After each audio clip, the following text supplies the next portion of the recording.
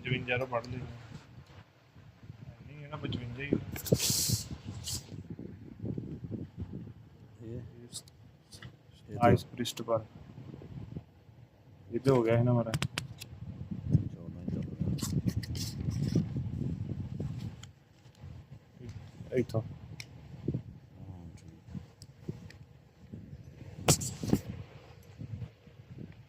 निकाल लीजिए।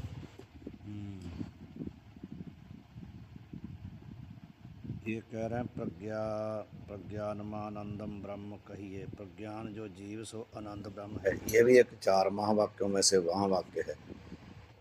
प्रज्ञानंदम ब्रह्म, प्रज्ञामानंदम ब्रह्म, प्रज्ञानम आनंदम ब्रह्म। प्रज्ञान का अर्थ है जीव।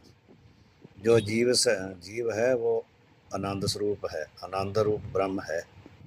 ये इस महावाक्य का अर्थ है।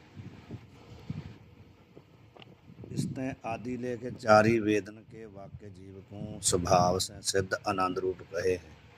ये तो एक है ना, 3 और है ना। तो तीनों जो 4 वाक्य हैं वो जीव को कहते हैं कि जीव स्वरूप से ही आनंद स्वरूप है, पहले से ही। उसमें किसी प्रकार का कोई दुख नहीं है। ये हो गया।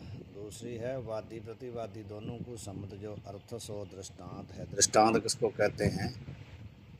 वादी और प्रतिवादी तो समझते हैं ना, वादी और प्रतिवादी। वादी होता है प्रश्न करने वाला, प्रतिवादी होता है उत्तर देने वाला। तो जो अर्थ दोनों को सम्मत होता है ना, जो जिसको दोनों मानते हैं, उसको दृष्टांत कहते हैं। सोई उसको ही उदाहरण भी कहते हैं। दृष्टांत कहो या उदाहरण कहो या युक्ति कहो, तीनों ही पर्यायवाची शब्द हैं। दारष्टांत दृष्टांत करी सिद्ध अर्थ को दारष्टांत कहते हैं। दृष्टांत से द्वारा जो अर्थ सिद्ध होता है उसको कहते हैं दारष्टांत। तो हम उसी को सिद्धांत भी कहते हैं।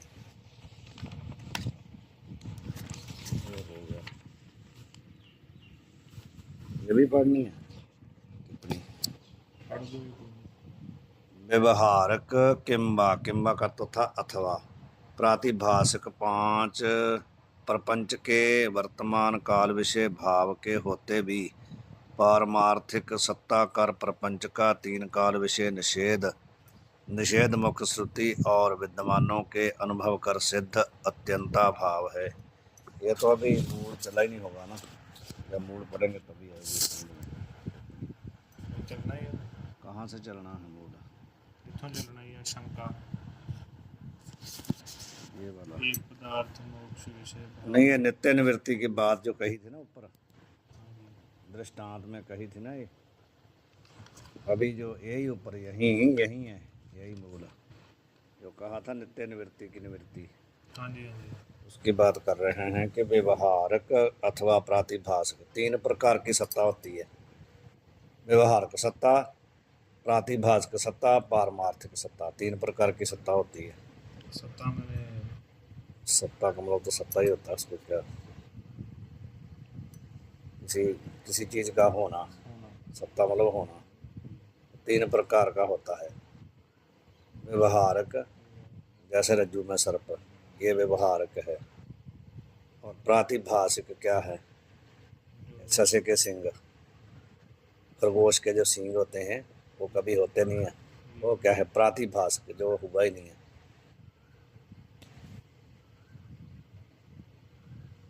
या इसका दे सकते हैं जैसे मरुस्थल में जल भासता है, ससे सिंह वाला नहीं आएगा। जो मरुस्थल में जल भासता है ना, वो प्रतीति मात्र है, होता नहीं है। प्रतीति मात्र तो है, लेकिन कभी उसने किसी की प्यास नहीं बुझाई, ना ही कभी उसने किसी ने स्नान किया है। उसको वो प्रातिभाषिक उसकी सत्ता है उस जल की।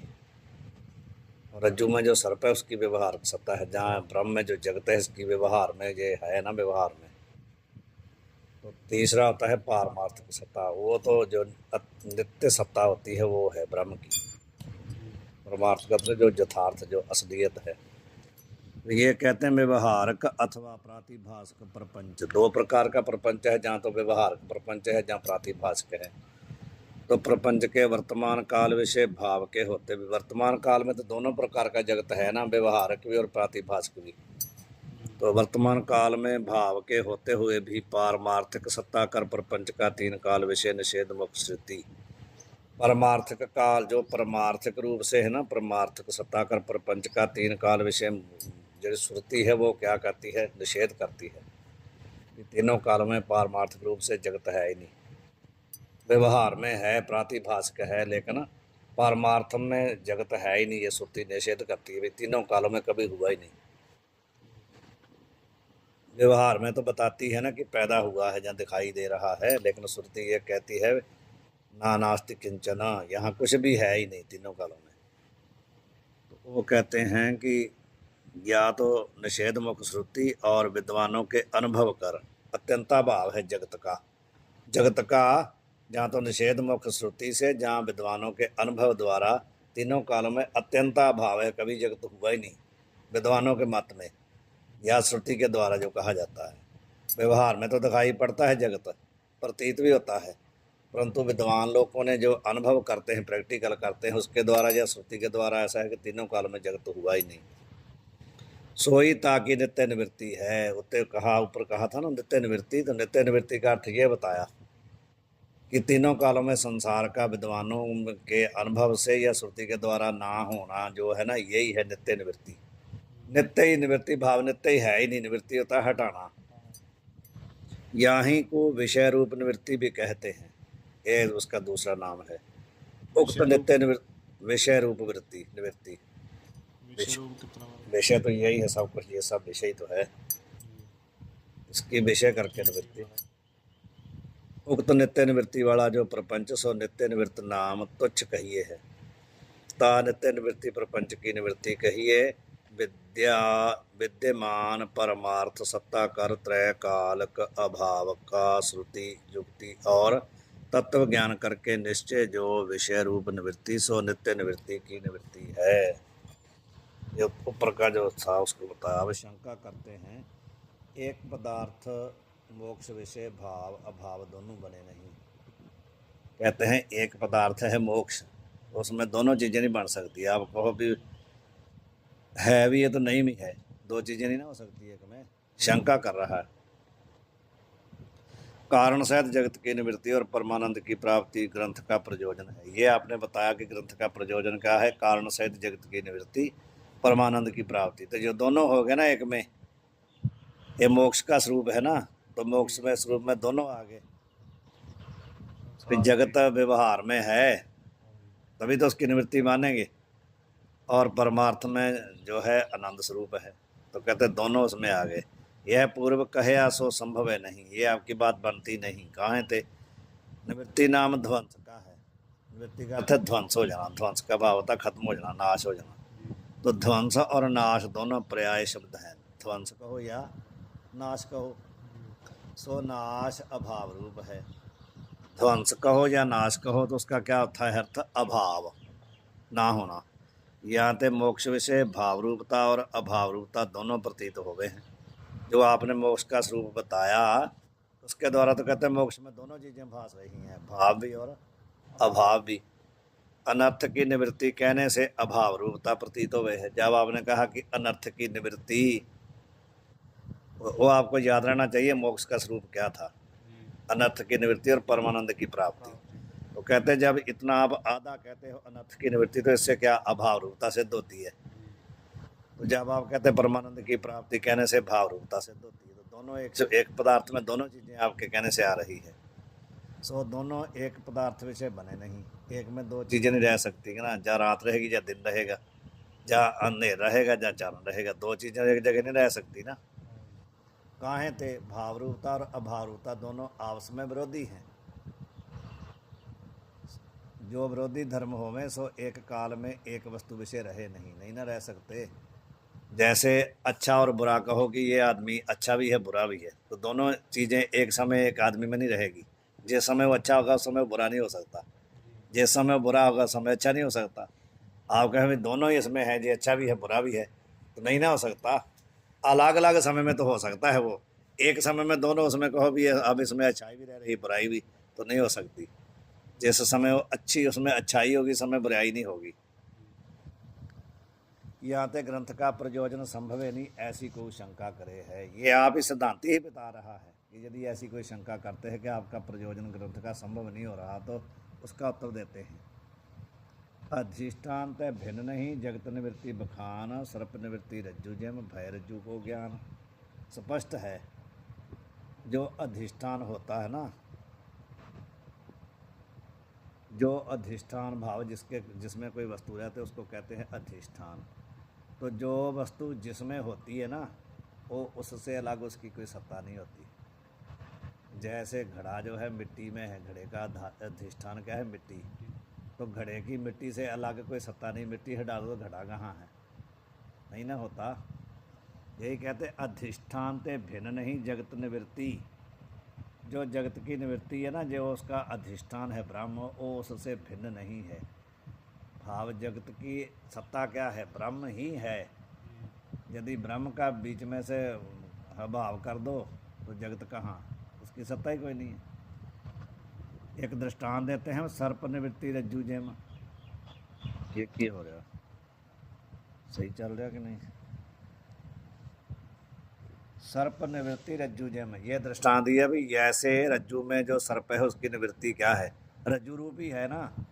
सर्प निवृत्त और के कहाँ गया? रज्जु रूपी हो गया ना। वो रज्जु उसका अधिष्ठान था ना, तो सर्प कहाँ चला गया? रज्जु रूपी हो गया। उसी प्रकार जगत की जो निवृत्ति है वो क्या है? ब्रह्म है। जगत निवृत्त हो के कहाँ चला गया? ब्रह्म। ब्रह्म में था ही नहीं वो पहले। जैसे सर्प पास रहा था ना भ्रांति काल में, ऐसे ही था। सर्प पहले रज्जु में ना था, ना है, ना होगा। ऐसे ही जगत ब्रह्म में था नहीं पहले ही, ना है, ना होगा। केवल भ्रांति से प्रतीत हो रहा था, भ्रांति हट गई तो ब्रह्म ही ब्रह्म है। कारण सहित जगत की निवृत्ति अधिष्ठान रूप है, ये आते पृथक नहीं, इसलिए कोई अलग नहीं है जगत।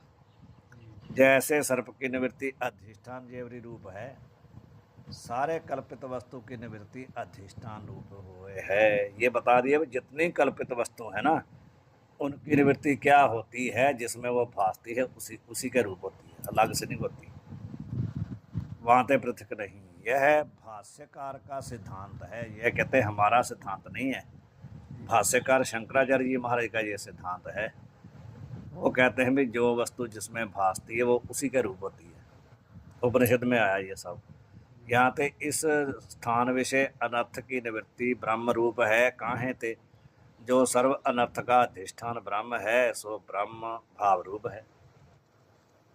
यहाँ ते अनर्थ की निवृत्ति भाव रूप होने ते ग्रंथ का प्रयोजन बने हैं। यह वार्ता सिद्ध भई। यह शंका जो थी उसकी निवृत्ति कर दी इन्होंने। ये टिप्पणी देख लो। जैसे स्वगृह विषय गाढ़ा हुआ निधि अज्ञान ते अप्राप्त की न्यायी हो गए है। जैसे किसी ने धन जो था अपने गृह में उसको नीचे दबा दिया, तो क्या है वो जो दबाया हुआ है, जब उसको भूल गया कि मैंने यहाँ धन दबाया था, भूल गया ना, तो अज्ञान के द्वारा क्या हुआ? अप्राप्त हो गया ना। वो भूल गया तो अज्ञान के से क्या हुआ? अप्राप्त हो गया। अभी तो प्राप्त नहीं है। ता का जो अजनादक साधन से निश्चय रूप ज्ञान, अजनादक होता है खोदना उसको। जैसे खोदा, उसको जब खोदा तो मिल गया, तो कहते अजनादक साधन से निश्चय रूप ज्ञान सो नित्य प्राप्त की प्राप्ति हो गए है। पहले नित्य निवृत्ति की निवृत्ति बताई थी, अब नित्य प्राप्ति की प्राप्ति। प्राप्त था ही वो, पहले भूल गया था ना ज्ञान से, तो जब खोजा तो मिल गया, तो मानो वो हुआ नित्य प्राप्ति की प्राप्ति। तो ऐसे परमानंद रूप जो ब्रह्म है, सो सर्व का अपना आप होने ते नित्य प्राप्त है। हरेक आदमी को उसका अपना स्वरूप इसलिए प्राप्त है। तो भी सो अज्ञान ते अप्राप्त की न्याय हो गए है। ताका तत्व ज्ञान ते मैं ही परमानंद स्वरूप ब्रह्म हूँ, ऐसा निश्चय रूप जो ज्ञान सो नित्य प्राप्ति की प्राप्ति है। ठीक है ना। अब ये बता रहे हैं भी कल्पित अनर्थ की निवृत्ति विषय दो पक्ष हैं। जो कल्पित अनर्थ की निवृत्ति बता रहे हैं ना, उसमें कहते दो पक्ष हम बता रहे हैं आपको। पहला पक्ष क्या है? ज्ञातत्व धर्म कर उपलक्षित अधिष्ठान रूप कल्पित की निवृत्ति है। एक तो पहला है ज्ञातत्व धर्म। ज्ञातत्व क्या होता है? जानना। ज्ञातत्व धर्म रहेगा ना जानने वाले में। ज्ञाता होता है जानने वाला, उसमें क्या रहा? ज्ञातत्व। जैसे मनुष्य में क्या रहता है? मनुष्यत्व रहता है कि नहीं? ऐसे जो ज्ञाता है उसमें धर्म रहता है, ज्ञातत्व भाव जानना। तो ज्ञातत्व धर्म कर उपलक्षित, उसके द्वारा संकेत जो किया जाता है, उपलक्षित होता है किसी को संकेत करना। तो वो उपलक्षित क्या, अधिष्ठान रूप कल्पित की निवृत्ति है, यह प्रथम पक्ष है। और कल्पित की निवृत्ति कहिए अभाव। कल्पित की निवृत्ति का अर्थ क्या है, अभाव। अधिष्ठान रूप, अधिष्ठान रूप पहले बता क्या है ना, अधिष्ठान रूप कौन है, जिसमें वो कल्पित है। कोई भी वस्तु जिसमें कल्पित है वो उसका अधिष्ठान होता है ना। तो ज्ञातत्व धर्म से क्या उपलक्षित होएगा, अधिष्ठान। जैसे रज्जू में सर्प है ना, तो जब हमारे को ज्ञान हो गया रज्जू का, तो उससे उपलक्षित संकेत कहाँ जाएगा, जो सर्प का अधिष्ठान है, रज्जू उपलक्ष वो है ना अधिष्ठान रूप। तो अधिष्ठान रूप ही कल्पित की निवृत्ति है। जो कल्पित की निवृत्ति को क्या है, पहले बताया कि कल्पित जो वस्तु है उसकी निवृत्ति क्या होती है, अधिष्ठान रूप होती है। जैसे घड़ा, तो घड़े की निवृत्ति क्या है, मिट्टी रूप है, वो उसका अधिष्ठान था। दूसरी पक्ष बता रहे हैं कि कल्पित की निवृत्ति कहने का अर्थ होता है अभाव। निवृत्ति का अर्थ है अभाव। अभाव का अर्थ समझते हैं, ना होना। सो अधिष्ठान कहिए अधिकरणतः भिन्न अनिर्वचनीय है। जो सर्प है वो कल्पित है, तो उसकी जो निवृत्ति है वो अधिकरण उसका क्या है, रज्जु। अधिकरणतः भिन्न क्या है, अनिर्वचनीय भाव, उसको कह नहीं सकते भाई सत्य है असत्य है, जहाँ सत्य असत्य है कुछ नहीं कह सकते। रस्सी को छोड़ के उसको कुछ भी नहीं कह सकते सर्प को, भाई है या नहीं है, जहाँ है नहीं है, दो भी नहीं। उस ना उसको सत्य कह सकते हैं, ना असत्य कह सकते हैं, ना सत्य असत्य कह सकते हैं, उसको कह ही नहीं सकते कुछ। उसके लिए कोई शब्द ही नहीं है बिना रस्सी के। सर्प के लिए क्या शब्द है, ये तो कह नहीं सकते भी सत्य था, ये कह नहीं सकते भी नहीं था, ये भी नहीं कह सकते। सत्य इसलिए नहीं कह सकते कि उसकी निवृत्ति हो गई, असत्य इसलिए नहीं कह सकते कि वो प्रतीत हो रहा था।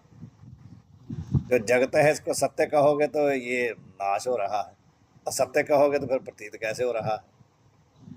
ना तो इसको सत्य कह सकते हैं ना असत्य कह सकते, ना सत्य असत्य दोनों एक में रह नहीं सकते, कुछ भी नहीं कह सकते। जिसको कुछ भी नहीं कह सकते उसको कह देते हैं अनिर्वचनीय।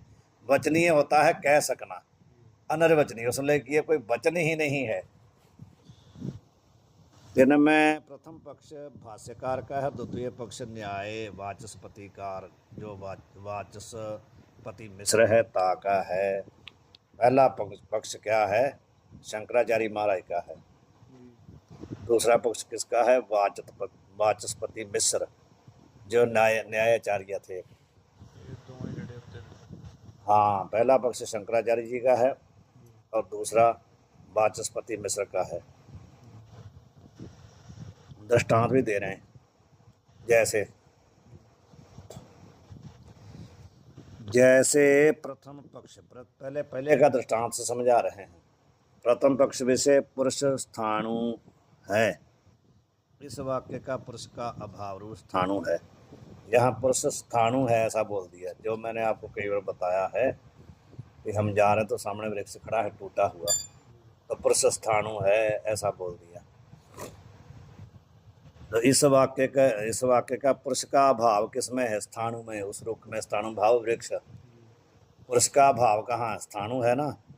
ऐसा बाध समानाधिकरण करके अर्थ होवे है। तैसे सर्व खल विदम ब्रह्म कहिए, यह सर्व जगत निश्चय करके ब्रह्म है। इस विधि मुखता करके सर्व जगत की ब्रह्म रूपता के प्रतिपादक श्रुति वाक्य का भी इस प्रतीयमान सर्व जगत का अभाव रूप ब्रह्म है। ऐसा सर्व और ब्रह्म इन समान विभक्ति वाले नाम प्रथमा विभक्ति वाले दो पदन के बाद समानाधिकरण रूप संबंध करके अर्थ होवे है। ये जो ऊपर कहा था ना, पुरुष स्थाणु है, पुरुषः स्थाणु, इनमें एक ही विभक्ति है। जैसे पद बनते हैं ना, रामः रामहु रामा ऐसे बनता है, तो रामः ये प्रथमा विभक्ति है। इसमें जैसे पुरुष को बनाएंगे तो पुरुषः ऐसा आएगा, तो स्थाणु को प्रथम में लिखेंगे तो स्थाणु, तो कहते हैं यहाँ दोनों की एक विभक्ति है। बाध समानाधिकरण का बता रहे ना नीचे, यहाँ पर कहते हैं दोनों की एक विभक्ति है। जैसे यहाँ पर कहा सर्वम खलविदम ब्रह्मा, सर्वम खलविदम ब्रह्मा, तो यहाँ पर सर्व में भी प्रथम है और ब्रह्म में प्रथमा विभक्ति है। समान विभक्ति वाले नाम, ये दोनों नाम क्या है, समान विभक्ति वाले हैं, तो प्रथमा विभक्ति वाले हैं दोनों। विभक्ति मारे माने तो विभक्ति ये उसमें जो बता, जब व्याकरण में बता करते हैं ना, शब्द बढ़ाते हैं, तो उसमें जो शब्द बनता है तो उसमें विभक्तियाँ होती हैं 7, प्रथमा, द्वितीया, तृतीया, चतुर्थी, पंचमी, सप्तमी। ये अपने पंजाबी के व्याकरण में पंजाबी में होगी, लेकिन पंजाबी को तो मैंने देखा नहीं होगी, उसको पता नहीं पंजाबी में क्या कहते हैं, क्योंकि हमने इंग्लिश भी नहीं पढ़ी, इसलिए हमारे को उसमें नहीं आता ना क्या बोलते हैं। बाद समानाधिकरण रूप, समान दोनों का समान अधिकरण है, दोनों का एक अधिकरण है, एक अधिकरण भाव दोनों की एक विभक्ति है। यहाँ के कल्पित अनर्थ की निवृत्ति कहिए परमार्थ सत्ता से अत्यंता भाव। यहाँ पर पहले बताए है ना कि अनर्थ की निवृत्ति का दूसरा नाम क्या है, परमार्थ सत्ता से अत्यंता अभाव, जो पीछे बता गए थे अत्यंता भाव, तो तीनों कालों में ना रहना। तांकु ब्रह्म रूप होने कर मोक्ष विषय भाव रूपता और अभाव रूपता के अभावते द्वैतापत्ति की शंका नहीं है। ये मारे दोबारा सर्वम खलविदम ब्रह्म के लिए सर्वम खलविदम ब्रह्म का अर्थ पहले ये एक श्रुति है वेद की, छांदोग्य उपनिषद की, इसका अर्थ है सर्वम खलु इदम ब्रह्म, इदम सर्वम, इदम सर्वम। इदम का बोला जाता है जो कि वस्तु सामने हो तो उसको इदम करके कहा जाता है। जैसे हम कहते हैं यह है, तो इदम सर्वम, इदम सर्वम, जो सब कुछ, यह सब कुछ है, सर्वम जो सब कुछ, इदम का अर्थ यह जो सब कुछ है ब्रह्म है। इसको का अर्थ क्या है, यह जो सब कुछ है नाम रूप जगत, ये क्या है, ब्रह्म है, ये इसका अर्थ है। तो ये कहते हैं कि जहाँ पर जो ये श्रुति है सर्व जगत निश्चय करके ब्रह्म है, ये अर्थ हुआ ना। खलु होता निश्चय, इदम होता यह है, सर्व होता सभी, ब्रह्म का तो ब्रह्म है। तो इस श्रुति का पूरा अर्थ क्या हुआ, तो ये जितना जगत है निश्चय करके ये ब्रह्म है। ये कहते हैं कि इस विधि मुक्ता करके सर्व जगत की, ये विधि मुख से निषेध, विधि मुख एक दो प्रकार का उपदेश होता है, एक विधि मुख से, एक निषेध मुख से।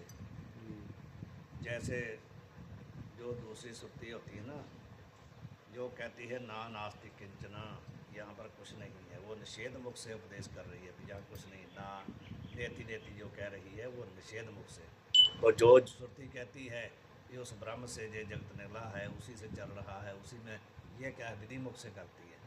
तो यह जो श्रुति है जो विधि मुख से कह रही है ना, इन्हें भी जगत का खंडन कर रही है। कहते हैं जगत जो है ये ब्रह्म रूप है, तो विधि मुक्ता से कर रही है ना। तो विधि मुक्ता करके कहते हैं जो जगत की ब्रह्म रूपता के प्रतिपादक श्रुति, ये श्रुति जो विधि मुख से जगत को क्या कह रही है, ब्रह्म रूप। तो ब्रह्म रूपता के प्रतिपादक श्रुति वाक्य का भी इस प्रतीयमान सर्व जगत का अभाव रूप ब्रह्म है। इसका तात्पर्य क्या हुआ, श्रुति क्या कहती है कि इस जगत का अभाव क्या है, ब्रह्म, यही कहती है ना। ऐसा सर्वम और ब्रह्म, ये जो है कैसे पता चलता है, सर्व शब्द से और ब्रह्म शब्द से। श्रुति में सर्व भी आया, ब्रह्म भी आया, तो इन समान विभक्ति वाले नाम, ये दोनों क्या है, समान विभक्ति वाले हैं। जो सर्वम है और ब्रह्म है दोनों ही एक ही विभक्ति है, दोनों में प्रथमा का एक वचन है, दोनों। तो प्रथमा विभक्ति वाले दो पदन के बाद समानाधिकरण्य रूप, ये समानादि दोनों का एक अधिकरण का भाव, दोनों की एक विभक्ति है, तो उसका बाद समानाधिकरण जो रूप संबंध करके, इनका आपस में संबंध क्या है, बाद समानाधिकरण संबंध। ये आगे बताएंगे बाद समानाधिकरण किसको कहते हैं। जब पढ़ेंगे वहीं समझ आ जाएगा। तो बात समान अधिकरण रूप संबंध करके अर्थ इनका होता है, वैसे नहीं हो सकता। यहाँ ते कल्पित अनर्थ की निवृत्ति, तो फिर तात्पर्य क्या निकला इसमें से कि कल्पित अनर्थ की निवृत्ति कहने का मतलब क्या हुआ? परमार्थ सत्ता से अत्यंता भाव, पीछे बता तो दिया था, व्यवहार और प्रातिभाषिक रूप से नहीं, पारमार्थिक सत्ता से इनका भाव है जगत का। कल्पित पदार्थ व्यवहार में तो है, प्रतीत भी होता है, लेकिन परमार्थ से नहीं है, असल देखो तो नहीं है। ताकू ब्रह्म रूप होने कर मोक्ष विषय, वो अत्यंता भाव क्या है? ब्रह्म रूप है कि नहीं? जगत का ना होना क्या है? ब्रह्म रूप है। तो ब्रह्म रूप होने कर मोक्ष विषय भावरूपता और अभावरूपता नहीं ना बनी, जो आपने कहा था भी जगत दोनों बन रही है। जब ये जगत हुआ ही नहीं, अब ब्रह्म ही है, तो उसमें दो चीज़ें कैसे बन गई? नहीं ना सिद्ध हुई। भाव अभाव उसमें दोनों नहीं सिद्ध हुआ, क्योंकि वो एक ही है ना, उसमें दो चीज़ें नहीं हो सकती। तो द्वैतापत्ति आप कहते थे कि द्वैत की प्राप्ति हो जाएगी, ये एक ही मोक्ष में अभाव भी है तो भाव भी है, तो ये सिद्ध कर दिया कि बनता ही नहीं है, उसका अभाव का मतलब है ब्रह्म। तो ब्रह्म में दो चीज़ें हो ही नहीं सकती, इसलिए कहते हैं आपकी शंका जो है यहाँ नहीं बनती। जो आपने कहा था एक में दोनों हो जाएंगी, वो नहीं हुई।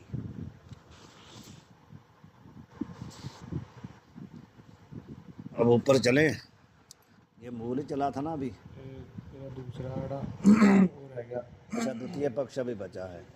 द्वितीय पक्ष विषय ये भाष्यकार का मत है। अब वाचस्पति मिश्र का बताते हैं। द्वितीय पक्ष विषय पुरुष स्थानु है। इस वाक्य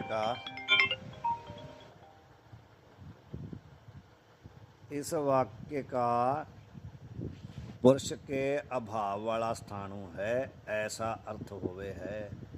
ये तो किसी ने बोल दिया पुरुष स्थानु है, ऐसा वाक्य बोल दिया, तो पुरुष का अभाव किस में होएगा? स्थानु में होएगा ना, रुख में, वृक्ष में। ऐसा अर्थ होवे है। और सर्वम खलविदम ब्रह्म, इस श्रुति वाक्य का भी इस प्रतीयमान सर्व जगत के अभाव वाला ब्रह्म है, ऐसा अर्थ होवे है। ये वाचस्पति मिश्र ने उल्टा अर्थ अपने हिसाब से निकाला कि जैसे हम कहेंगे पुरुष का अभाव वाला कौन है? वृक्ष। ऐसे कहें जगत के अभाव वाला कौन है? ब्रह्म। तो ये जिसने अभाव सिद्ध कर दिया ना, इसने कहा भी ब्रह्म में जगत का अभाव है।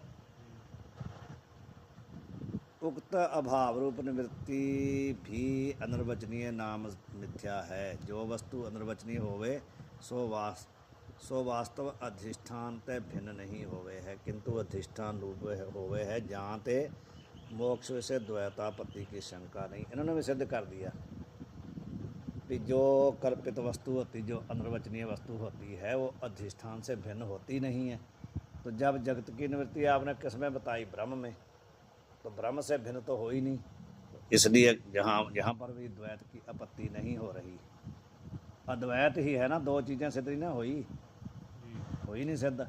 अभाव ब्रह्म रूप ही है ना, ये नहीं कि ब्रह्म अलग है भाव अलग है, ऐसा तो हुआ नहीं। तो इसलिए द्वैत की आपत्ति नहीं हुई। ये कहे जे दो पक्ष, जिनमें प्रथम पक्ष विषय लाघव है और द्वितीय पक्ष में गौरव है। लाघव होता है थोड़ा, गौरव होता है ज़्यादा। यदि कहते कोई ऐसा कहे कि पहले वाला थोड़ा छोटा है, वो सही है, दूसरा थोड़ा लंबा है, इसलिए सही नहीं है। जहाँ ते प्रथम पक्ष श्रेष्ठ है, दोनों रीति से मोक्ष से द्वैतापत्ति की शंका नहीं है। भले आप दूसरे वाला मान लो, भले पहले वाला मान लो, तो कहते दोनों ही पक्ष ठीक हैं, दोनों पक्षों में द्वैत की प्राप्ति नहीं हो रही। मूल कारण सहित जगत की निवृत्ति अधिष्ठान रूप ब्रह्म है। ये तो अब समझ लेना आपने। वहाँ ते पृथक नहीं, इसलिए उससे अलग नहीं। जैसे सर्प की निवृत्ति अधिष्ठान जेवरी रूप है कि नहीं, सारे कल्पित वस्तु की निवृत्ति अधिष्ठान रूप होवे है। जितने ही सर्व पदार्थ हैं ना, उनकी निवृत्ति कहाँ होती है? अधिष्ठान रूप होती है। अधिष्ठान कहते हैं जिसमें वो दिखाई पड़ते हैं। जैसे सीपी में चांदी दिखाई पड़ती है, तो चांदी का क्या है? अधिष्ठान सीपी है ना। तो चांदी की सतह सीपी से अलग कुछ नहीं है ना। वहाँ ते पृथक नहीं, यह भाष्यकार का सिद्धांत है। यहाँ ते इस स्थान विषय अनर्थ की निवृत्ति ब्रह्म रूप है। काहें ते जो सर्व अनर्थ का अधिष्ठान ब्रह्म है सो ब्रह्म भाव रूप है। वो ब्रह्म कैसा है? भाव रूप, भाव होना सदा ही है ना। या ते अनर्थ की निवृत्ति भाव रूप होने ते ग्रंथ का प्रयोजन बने है। ये एक पक्ष सिद्ध किया है अभी, जगत की निवृत्ति। अब दूसरा पक्ष है परमानंद की प्राप्ति। वो अब दूसरे जाके दूसरे में सिद्ध करेंगे। वाहिगुरु जी का खालसा, वाहिगुरु जी की फतेह।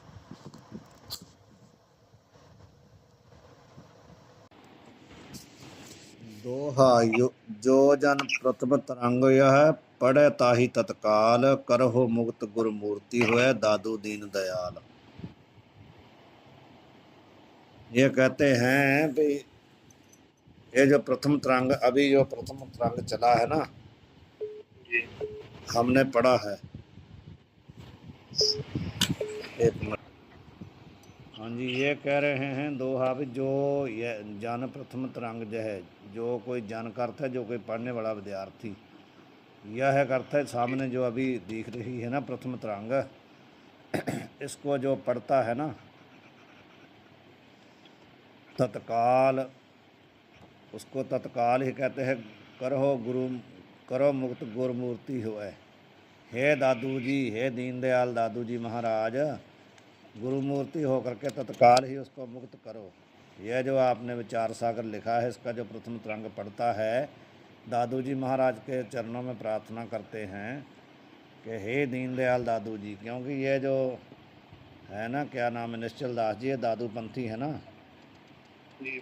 तो अपने बड़े जो दादू दीनदयाल जी हैं, दादू जी हैं, उनको उनके चरणों में कहते हैं हे दीने के दयालु दादू जी महाराज, गुरुमूर्ति हो करके जो इसको पढ़ने वाला है तत्काल ही आकर के उसकी मुक्ति करो। इति श्री विचार सागरे अनुबंध सामान्य निरूपणम नाम प्रथमत्व स्त्रंगः। ये जो विचार सागर के अनुबंध सामान्य है ना चार, उनका सामान्य निरूपण विशेष नहीं किया, सामान्य निरूपण किया, तो प्रथम तरंग जो है समाप्त हुआ है। अब द्वितीय तरंग शुरू होगा।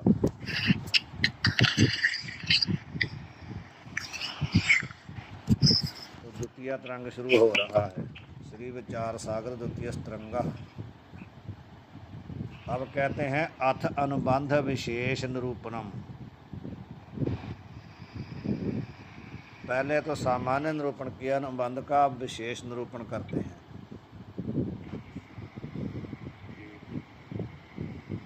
दोहा या के प्रथम तरंग में किए अनुबंध विचार, कहूँ व द्वितीय तरंग में तिन्हीं को विस्तार। स्पष्ट लिख दिया ना। या के भाव जिस विचार सागर के प्रथम तरंग में अनुबंध का विचार किया ना, अनुबंध से लेना चतुष्टय, चार अनुबंध, कहूँ व द्वितीय तरंग में, उसी को कहते हैं द्वितीय तरंग में तिन्हीं को विस्तार। उन्हीं अनुबंध चतुष्टय का विस्तार से मैं वर्णन कर रहा हूँ। अब शंका समाधान के सहित करेंगे ना। तो कारण सहित जगत निवृत्ति रूप मोक्ष के प्रथम अंश की इच्छा बने नहीं। चतुर्थ क्या है? मोक्ष। तो विवेक विराग खट संपत्ति में मोक्ष। तो कह रहे हैं कि जो मोक्ष है ना, मोक्ष का स्वरूप तो आप समझ आए हैं ना पीछे, कारण सहित जगत की निवृत्ति और परमानंद की प्राप्ति। तो कह रहे हैं जो कारण सहित जगत की निवृत्ति रूप मोक्ष का एक अंश है ना, ये दो अंश है ना उसमें, मोक्ष में दो अंश, हाँ, परमानंद की प्राप्ति दूसरा अंश है। तो ये पहले वाला जो अंश है ना, कहते हैं वो उसकी इच्छा बनती ही नहीं है, किसी को उसकी इच्छा होती ही नहीं है। चारी साधन युक्त अधिकारी कहे, पीछे कहा था कि जो चार साधनों से युक्त है वो अधिकारी है। तीन चारी साधन में मुमुक्षुता गिनी है, उन चार साधनों में मुमुक्षुता भी है ना चौथी। तो मोक्ष की इच्छा का नाम मुमुक्षुता है। यही पीछे पर बताए थे ना, हैं कि मोक्ष की इच्छा का नाम मुमुक्षुता है। कारण सहित जगत की निवृत्ति और ब्रह्मा की प्राप्ति मोक्ष कहिए है। मोक्ष की इच्छा किसको कहते हैं ये भी बता दिया, मोक्ष किसको कहते हैं उसको फिर बता दिया। ताके विषय कारण सहित जगत की निवृत्ति रूप मोक्ष का अंश ताकू को चाहे नहीं। कहते हैं जो आदमी चाहेगा वो परमानंद की प्राप्ति चाहेगा ना, जो कारण सहित जगत की निवृत्ति है ये थोड़ी कोई चाहता है। ये इनकी शंका है, ऐसी इन्होंने शंका की है कि जो उसके कारण सहित जगत की निवृत्ति हो नहीं कोई चाहता। उसी को बता रहे हैं, पूर्व पक्षी प्रतिपादन करे हैं अथ अधिकारी खंडना। जब किसी को जगत की निवृत्ति की इच्छा ही नहीं होगी तो अधिकारी नहीं ना बनेगा, वो अधिकारी का खंडन हो जाएगा। पूर्व पक्षी अधिकारी का खंडन कर रहा है। दोहा, मूल सहित जगत जग ध्वंस की को करत नहीं आस, किंतु विवेकी चहत है त्रिविध दुखन को नाश। ये कहते हैं जो विवेकी पुरुष हैं वो क्या चाहते हैं, तीन दुखों का नाश चाहते हैं। वो मूल सहित जगत ध्वंस की तो कोई इच्छा करता नहीं है। भाव जगत तो सब लोग चाहते हैं ना कि जगत हमारा बना रहे, ये थोड़ी कोई चाहता है कि जगत ही हमारा नाश हो जाए। विवेकी पुरुष भी कहते हो चाहता है कि तीन दुख की निवृत्ति हो जाए और जगत की उसके कारण के साथ कोई की ध्वंस की कोई इच्छा नहीं करता। मूल अविद्या सहित जो जगत का ध्वंस कहिए निवृत्ति, ध्वंस का अर्थ है निवृत्ति। ताकि आस कहिए इच्छा को पुरुष करे नहीं है, कोई नहीं करता उसकी इच्छा। किंतु कहिए कहाँ करे हैं, किंतु है ना उसमें, तो कहते किंतु का अर्थ क्या हुआ, किंतु कहिए कहाँ करे है, भाव कोई नहीं करता, किंतु का अर्थ है कहाँ करे हैं, कोई नहीं करता। तीन प्रकार के जे दुख, हाँ जी चलिए। तीन प्रकार के जे दुख हैं, जे मतलब जो, जे का अर्थ हो जाएगा दो, जो तीन प्रकार के जे दुख हैं तिनका नाश विवेकी पुरुष चाहे है। विवेकी पुरुष तीन दुखों का नाश तो चाहता है लेकिन मूल सहित जगत की निवृत्ति नहीं चाहता। या का यह अभिप्राय है दुख तीन प्रकार के हैं, एक तो अध्यात्म दुख है और दूसरा अधिभूत दुख है और तीसरा अधिदैवी दुख है। यह भी याद करने वाली बात है। जो हम आदि व्याधि उपाधि नहीं कहते हैं तीन दुख, उसमें पंजाबी में वो होते हैं और इसमें संस्कृत में हिंदी में इनको कहते हैं आध्यात्मिक, अध्यात्म, अधिभूत और अधिदैव। अब वो तीनों का बता रहे हैं। पहले बताएंगे अध्यात्म दुख किसको कहते हैं। रोग क्षुधा आदि किन तय जो दुख होवे सो अध्यात्म दुख कहिए हैं। जो रोग से या भूख आदि, भूख प्यास दुख सुख आदि से जो कुछ होता है ना दुख, उसको कहते हैं अध्यात्म दुख। अध्यात्म दुख का वैसे अर्थ होता है शरीर के जो दुख है। चोर व्याघ्र सर्पादिक तय जो दुख होवे सो अधिभूत दुख कहिए हैं। जो चोर आदि कोई लूट लेते हैं या मार देते हैं ना, उनसे या व्याघ्र कहते हैं शेर बगया बाघ, यानी आदमियों से या कोई जानवरों से जो दुख होते हैं उनको कहते हैं अधिभूत। जो किसी चोर आदि आदमी से होता है, जहाँ कोई व्याघ्र मतलब शेर आदि खा जाता है, जो सर्प आदि काट लेते हैं, प्राणियों से और पशुओं जानवरों से जो भी होते हैं उनको अधिभूत दुख कहते हैं। और यक्ष राक्षस प्रेत ग्रह आदि और शीतवात आतपतः जो दुख होवे सो अधिदैव दुख कहिए हैं। यक्ष राक्षस प्रेत ये सब वही है ना जो निजोती है, जिनसे डर लगता है, जो चिमड़ जाती है, किसी को चिमड़ जाती है ना, किसी के अंदर प्रवेश कर जाती है। यक्ष भी होते हैं, राक्षस भी होते हैं, प्रेत भी होते हैं। आदिक से ग्रह आदिक सब ले लेना बीच में, ये हो गया। और शीत का अर्थ है ठंडी, वात का अर्थ है हवा और आत्म का अर्थ है धूप, यानी ज़्यादा ठंडी से, ज़्यादा अंधेरी चलने से, ज़्यादा धूप से जो दुख होते हैं और यक्ष राक्षस आदि से दुख होते हैं उनको कहते हैं अधिदेव दुख। इनकी नीचे टिप्पणियाँ भी दी हैं और टिप्पणी शुरू से पढ़ लें क्या, इधर से 60 नंबर से। जैसे काहू पुरुष ने गृह के रचने का आरंभ किया होवे ताकू दूसरा प्रतिपक्षी पुरुष रोक देवे, तब वह फरियाद करके फिर निशंक होए के गृह को रचता है। ये तो समझ आ गई ना। किसी ने घर बनाना शुरू किया था, उसको किसी ने बीच में आकर के रोक दिया, तो वो जा करके प्रशासन के पास, राजा के पास फरियाद करके जब उसको वहाँ से फिर उसको ऑर्डर मिल जाता है तो फिर निशंक करके अपना घर बनाता है कि नहीं। तैसे ग्रंथकार ने या के प्रथम तरंग विषय चारी अनुबंध का सामान्य से निरूपण किया, सो मानो इस ग्रंथ रूप ग्रह के रचने का आरंभ किया, जैसे घर का कोई आरंभ करता है। ताकु द्वितीय तरंग के पूर्वार्ध से पूर्व पक्षी ने रोक दिया। द्वितीय तरंग का जो पूर्वार्ध है ना, अभी पूर्वार्ध जो आरंभ हो रहा, पूर्वार्ध का था पहला आधा हिस्सा, यहाँ पर पूर्व पक्षी ने कहते उसको रोक दिया। तब सिद्धांती जो ग्रंथकार, जिसने श्रुति रूप राजा के अनुसारी युक्ति रूप मंत्री के पास फरियाद करके, ये समझने वाली बात है, जब रोक दिया पूर्व पक्षी ने तो सिद्धांती ने क्या किया, उसने किया जो श्रुति रूप राजा है ना, वेद रूप राजा, उस राजा के अनुसारी होके तो युक्ति रूप मंत्री, युक्ति होता दृष्टांत जो आए हैं ना श्रुति में, श्रुति के दृष्टांत वही मंत्री हैं, उस मंत्री के पास फरियाद करके ताके बल से फिर निशंक होए के चारी अनुबंधन का निरूपण रूप इस ग्रंथ के रचने का आरंभ दोबारा किया है, श्रुति रूप मंत्री के साथ मिलके। इस रीति से या द्वितीय तरंग विषय चारी अनुबंध का विशेष करके निरूपण किया है। जैसे पुरुष भिक्षुकों के भय से अन्न के त्याग को इच्छता नहीं, और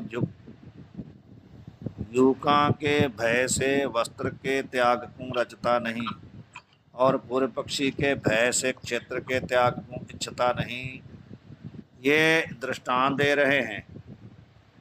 जैसे पुरुष भिक्षुकों के भय से अन्न के त्याग को इच्छता नहीं। कोई मानो अन्न किसी ने तैयार किया है या कोई अन्न खा रहा है ना, तो उसको ये नहीं होता कि कोई भिक्षु आ गया तो हमारा जो भोजन है सारा खा जाएगा, तो हम इसलिए अन्न जो है उसको इकट्ठा ही करें, जहाँ भोजन बनाए ही ना, ऐसी इच्छा नहीं ना होती किसी की। बाहर मांगने वालों के डर से कोई अन्न थोड़ी छोड़ देता है। कोई लंगर तैयार कर रहे हैं हम लोग, तो हम कहें कि जहाँ भिक्षु आ जाएंगे तो सारा हमारा अन्न खराब हो जाएगा, खत्म हो जाएगा, तो हम बनाए ही ना, ऐसा तो नहीं ना होता कभी।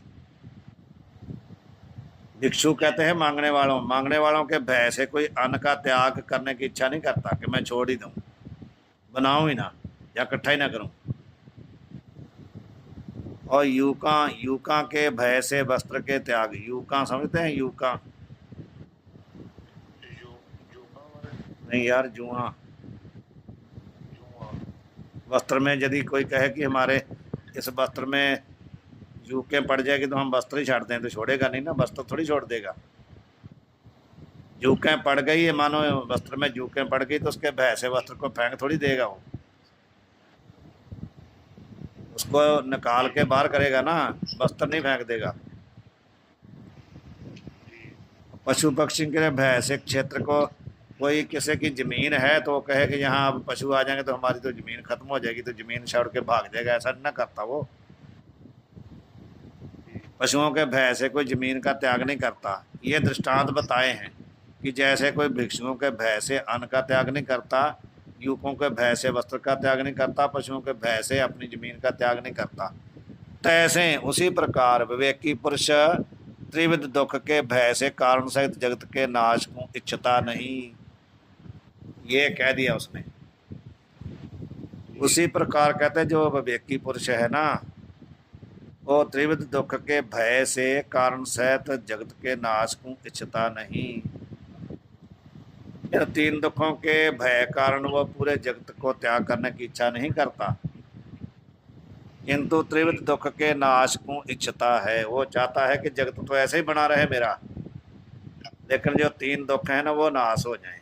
जैसे उसने कहा, सोचा भी, उसने पशुओं के भय से जमीन थोड़ा छोड़ दी है, नहीं ना छोड़ी, इसी प्रकार उसने तीन दुखों के भय से जगत की निवृत्ति की इच्छा नहीं की कि जगत ही नाश हो जाए पूरा। ये पूर्व पक्षी कह रहा है, सिद्धांती नहीं कह रहा। वो कह रहा जो विवेकी पुरुष है वो भी तीन दुखों के भय से पूरे जगत की नाश की इच्छा नहीं करता। वो चाहता है कि मेरे तीन दुखों की निवृत्ति हो जाए, बाकी सारा जगत बना रहे।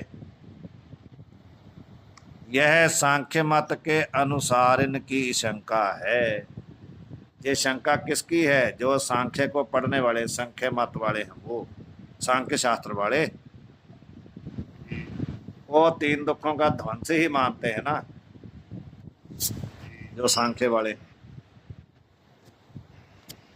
आत्मा को आश्रय करके वर्तने वाला जो स्थूल सूक्ष्म शरीर सो अध्यात्म कहिए है। मैं ऊपर आपको बताया था ना, अध्यात्म दुख की बात यहाँ पर ऊपर टिप्पणी जो जो तीन दुखों का कहा है ना, तीन दुखों की जहाँ टिप्पणी बता रहे हैं ना, पहले कह रहे हैं कि आत्मा को आश्रय करके वर्तने वाले जो शरीर है, तीन शरीर आत्मा के आश्रय वर्तते हैं कि नहीं? स्थूल सूक्ष्म कारण शरीर आत्मा के कारण ही प्रकाशमान है ना। तो आत्मा को आश्रय करने वाले जो शरीर हैं उनको कहते हैं अध्यात्म। इनसे जन्य जो दुख सो अध्यात्म दुख कहिए हैं। इन तीन शरीरों से उत्पन्न होने वाले जो दुख हैं उनको क्या कहते हैं? अध्यात्म। जहाँ आध्यात्मिक, आध्यात्मिक भी कहते हैं। अध्यात्म हुआ शरीर, उससे होने वाले दुखों को कहते हैं आध्यात्मिक। देख सकते हैं आप, इसमें तो अध्यात्म लिखा है। जब संस्कृत की जहाँ सांख्य की पुस्तक पढ़ेंगे तो उसमें आएगा आध्यात्मिक। अध्यात्म हुआ शरीर, और शरीर से होने वाले दुखों को कहते हैं आध्यात्मिक दुख। ताही को ये क्या है? अध्यात्म ताप भी, अध्यात्म ताप भी कहते हैं, आध्यात्मिक दुख भी कहते हैं, अध्यात्म ताप भी कहते हैं। ताप नहीं होता तीन ताप निवारण हारा, तीन प्रकार के ताप, आध्यात्मिक ताप, अधिभूत ताप, अधिदैव ताप, ऐसे ही। ये पहले वाले की बता दिया। दूसरे का कहते हैं स्वसंघात तय भिन्न होवे तो होवे और चक्षु इंद्रिय का विषय होवे सो अधिभूत कहिए हैं। साथ साथ में दोनों बता रहे हैं। अध्यात्म किसको कहते हैं, अध्यात्म दुख किसको कहते हैं। अब बता रहे हैं अधिभूत किसको कहते हैं। तो स्वसंघात का अर्थ समझते हैं। संघात कहते हैं इकट्ठ, स्व का अर्थ है अपना। अपना संघात क्या है? समुदाय। संघात का अर्थ होता है समुदाय, स्व मतलब अपना। तो अपना समुदाय क्या है? इंद्रियां हैं, प्राण है, बुद्धि है, मन है, ये सब है कि नहीं? यह है अपना संघात। तो इस संघात से भिन्न होवे और चक्षु इंद्रियों का विषय होवे। भाव अपने से भिन्न हो, अपना संघात है यही ना, पूरा जो हमारी बॉडी है इससे भिन्न होना चाहिए और हमारे इंद्रियों का, चक्षु आदियों का विषय होना चाहिए। भाव हमारे से अलग जो वस्तु है उसको हम चक्षु से, इंद्रियों से देख सकते हैं कि नहीं? हमारे से भिन्न हो और चक्षु इंद्रियों का विषय हो, उसको कहते हैं अधिभूत। इसमें जन्य जो दुख उनको कहते हैं अधिभूत दुख। ऊपर बताया था ना, हमारे से भिन्न क्या है? चोर है, व्याघ्र है, सर्पादि है कि नहीं हमारे से अलग, और हमारे चक्षु आदि इंद्रियों का विषय भी मानते हैं। वो हुए अधिभूत। उनसे होने वाले दुखों को कहते हैं अधिभूत दुख। इनको उसमें कह देते हैं संस्कृत में आदि भौतिक दुख। आदि भौतिक, देख सकते, आदि भौतिक दुख। अब तीसरा बता रहे हैं कि अधिदेव किसको कहते हैं? स्वसंघात भिन्न होवे और चक्षु इंद्रिय आदि का अविषय होवे। समझ गए? अब ये बात समझ लो भाई, हमारे से भिन्न हो और हमारी जो इंद्रियां हैं ना उनका विषय ना हो।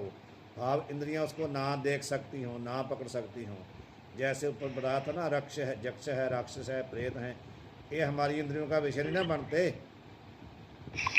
अविषय होते हैं। इनको हम देख नहीं सकते, पकड़ नहीं सकते और हमारे से भिन्न भी हैं। इनको कहते हैं अधिदेव। और इनकी प्रेरणा से जन्य जो दुख है, भाव यक्ष प्रेत हैं, राक्षस हैं, देवता हैं, समझ गए। इनकी प्रेरणा से जो दुख होते हैं उनको कहते हैं अधिदेव दुख। ये बता दिया तीनों का। ऊपर चलो मूल में थोड़ा पढ़ लें। और ये जो तीनों दुख बताए थे, इस रीति से तीन भांति के जे दुख हैं तिनके नाश की सर्व पुरुषन को इच्छा है। दुख से भिन्न जो पदार्थ हैं तिनके नाश की विवेकी पुरुष इच्छा करे नहीं। कहते हैं सभी विवेकी सिर्फ दुख की ही निवृत्ति चाहते हैं, बाकी पदार्थ थोड़ी कोई नाश करना चाहते हैं। कौन कहता है कि हमारा घर नाश हो जाए, हमारा सारी संपत्ति नाश हो जाए? कोई नहीं चाहता। दुख की निवृत्ति सभी चाहते हैं कि तीनों दुख हमारे नष्ट हो जाएं। ये इसकी शंका है, सिद्धांति की नहीं है। ये पूर्व पक्षी की। हाँ, यहाँ ते अज्ञान सहित सकल जगत की निवृत्ति की काहू को इच्छा बने नहीं, यहाँ तक शंका है। और एक और शंका सिद्धांति के ऊपर कर रहा है पूर्व पक्षी। और जो सिद्धांति ऐसे कहे यद्यपि सकल पुरुष दुख निवृत्ति की इच्छा करे हैं तथापि अज्ञान सहित सर्व जगत की निवृत्ति बिना दुख की निवृत्ति होवे नहीं। यहाँ ते दुख निवृत्ति के निमित्त अज्ञान सहित जगत की निवृत्ति को भी चाहे हैं। ये सिद्धांति की बात कह रहा है। यदि सिद्धांति कहता है ना कि आपकी बात को हम मान लेते हैं, पर फिर भी हम कहते हैं कि यद्यपि सारे लोग दुख की निवृत्ति की इच्छा करें हैं, तो जब सारे दुखों की निवृत्ति आपको चाहिए तो जब तक अज्ञान सहित जगत की निवृत्ति नहीं होती तब तक दुखों की निवृत्ति नहीं होगी। वो भी दुख अज्ञान से ही है ना। तो जगत का कारण क्या है? अज्ञान। सिद्धांति कहता है कि माने आपकी बात हम मान लेते हैं कि सभी लोग जो है दुख की, तीन दुखों की निवृत्ति चाहते हैं, तथापि अज्ञान सहित सर्व जगत की निवृत्ति के बिना दुख की निवृत्ति नहीं ना होती। जब अज्ञान सहित जगत की निवृत्ति हो जाएगी तो साथ ही में दुखों की भी निवृत्ति हो जाएगी। जहाँ ते दुख निवृत्ति के निमित्त अज्ञान सहित जगत की निवृत्ति को भी लोग चाहते हैं, ऐसा आपको मानना पड़ेगा। ये भी पूर्व पक्षी ही कह रहा है। उसने कहा था कि सभी लोग तीन दुखों की निवृत्ति चाहते हैं, अज्ञान सहित जगत की निवृत्ति कोई नहीं चाहता। एक तो उसने ये बात कही, और दूसरी बात वो सिद्धांति की बात को लेकर के और कह रहा है कि यदि हमारी बात सुन के सिद्धांति कहता है ना कि आपकी बात ठीक है कि सभी लोग दुखों की निवृत्ति चाहते हैं, परंतु दुखों की निवृत्ति होगी कैसे? दुखों की निवृत्ति का कारण क्या है? अज्ञान सहित जगत की निवृत्ति जब हो जाएगी तो दुखों की निवृत्ति भी हो जाएगी कि नहीं? दुख भी तो उसी में आ जाते हैं ना, अनर्थ में, जगत में आ जाते हैं ना। जब अज्ञान सहित जगत की निवृत्ति हो गई तो दुख की निवृत्ति हो जाएगी।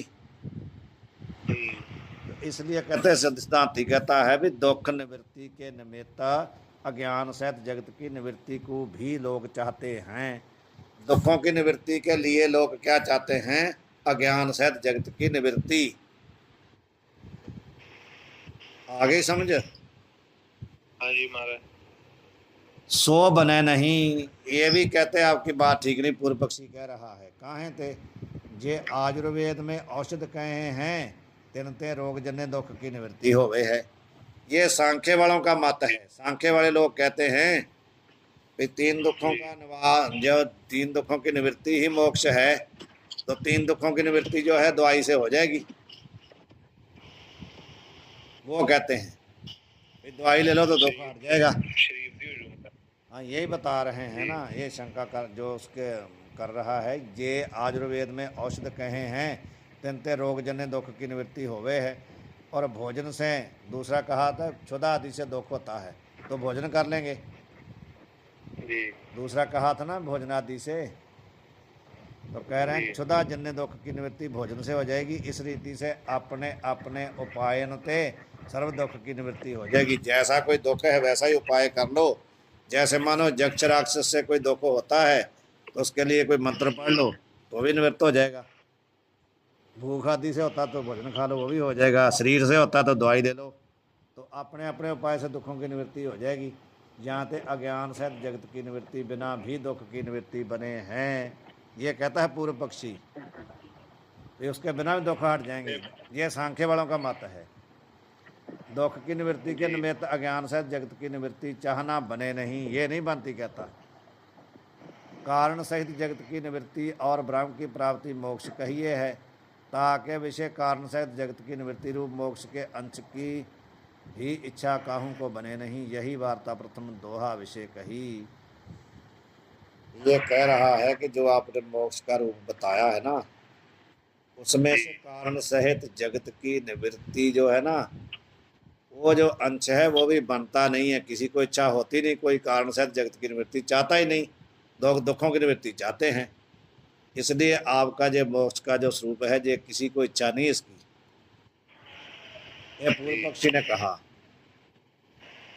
एक आगे और कहता है ब्रह्म, एक पहले वाला जो अंश था ना उसका इसने खंडन कर दिया। हमारा थोड़ा यहाँ से बता दीजिए, कारण सहित जगत की निवृत्ति और ब्रह्म प्राप्ति मोक्ष कहिए है। कहते दो अंश थे ना मोक्ष के स्वरूप में, कारण सहित जगत की निवृत्ति और पर ब्रह्म की प्राप्ति। तो कहते पहले वाला अंश तो हमने काट दिया, भी किसी को कारण सहित जगत की निवृत्ति की इच्छा नहीं है। सिर्फ लोग 3 दुखों की निवृत्ति चाहते हैं और कोई कारण सहित जगत की निवृत्ति कोई नहीं चाहता। तो पहला अंश जो है वो उसकी किसी को इच्छा होती नहीं, ऐसा मोक्ष किसी को नहीं चाहिए। अब बचा दूसरा अंश ब्रह्म प्राप्ति रूप। दूसरा अंश है ब्रह्म प्राप्ति। तो कहते हैं ब्रह्म प्राप्ति रूप मोक्ष के द्वितीय अंश की भी इच्छा काहू को बने नहीं, वो भी हम काट देंगे। कहते उसकी भी जरूरत नहीं है,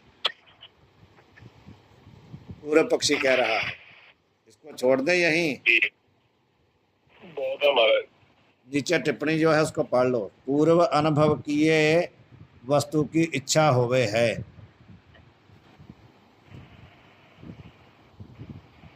ब्रह्म रूप अधिष्ठान के ज्ञान से कारण सहित जगत की निवृत्ति का अनुभव पूर्व कहीं किया नहीं। कहते हैं जो इच्छा किसी ने पूर्व जो वस्तु किसी ने अनुभव की होती है ना, उसी की इच्छा दोबारा कोई करता है ना। जिसको पहले वस्तु किसी ने अनुभव की हो, देखी हो, प्रैक्टिकल किया हो, तो उसकी कोई दोबारा प्राप्ति करने की इच्छा करता है कि नहीं। तो जो ब्रह्म है, जो संसार का जगत का अधिष्ठान है, उसका पहले तो किसी ने अनुभव किया नहीं। ब्रह्म रूप अधिष्ठान के ज्ञान से कारण सहित जगत की निवृत्ति का किसी ने पहले अनुभव थोड़ी किया है कि ब्रह्म ज्ञान प्राप्त करके जगत की कारण सहित निवृत्ति किसी ने कर ली हो। ऐसा प्रैक्टिकल पहले तो किसी ने किया नहीं है।